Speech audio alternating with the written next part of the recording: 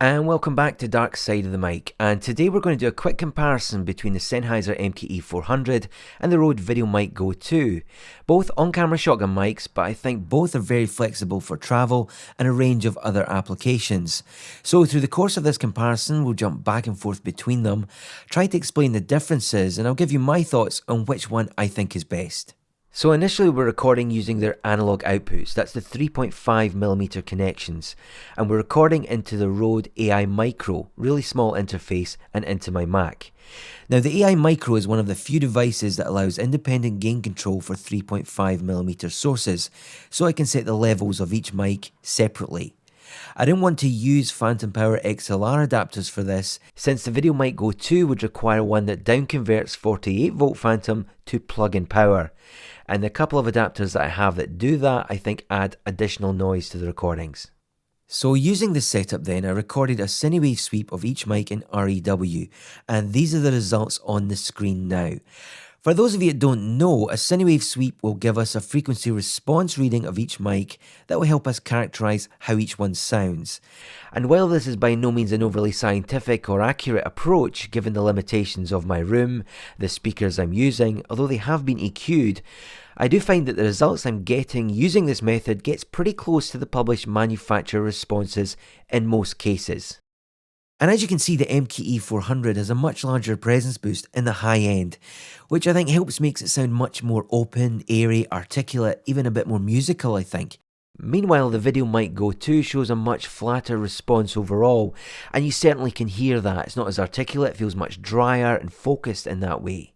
I don't think that's necessarily a bad thing, and it does sound quite neutral as well. A lot of previous Rode mics tend to err on the nasal side, which doesn't help my voice, but this version seems to avoid that altogether.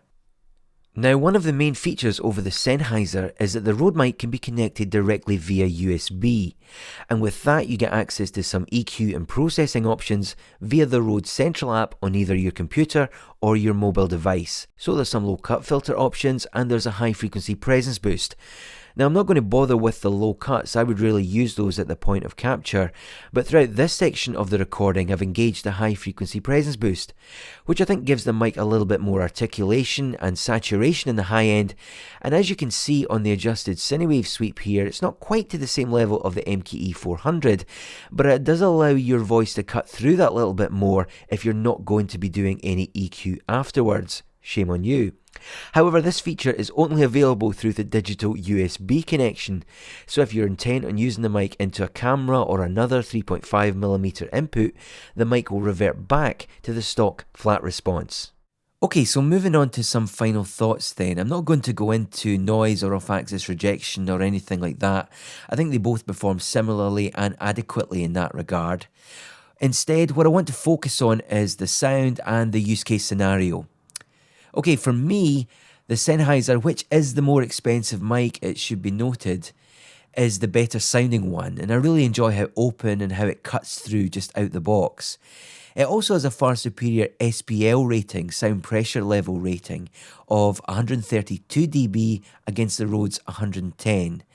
Now that means it can handle loud sources much better. That might not be a deal breaker for controlled recordings such as voiceovers or YouTube videos, but if you're out in a noisy field location or doing podcasts with quite erratic guests, where the levels tend to go up and down, I think the Rode might be problematic in those situations and it might clip more easily.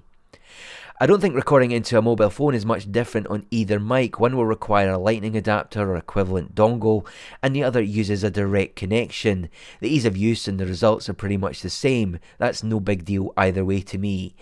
But if you record regularly into a computer, using the Rode means you can bypass the need for an audio interface, you can monitor your audio and record directly with all the EQ options.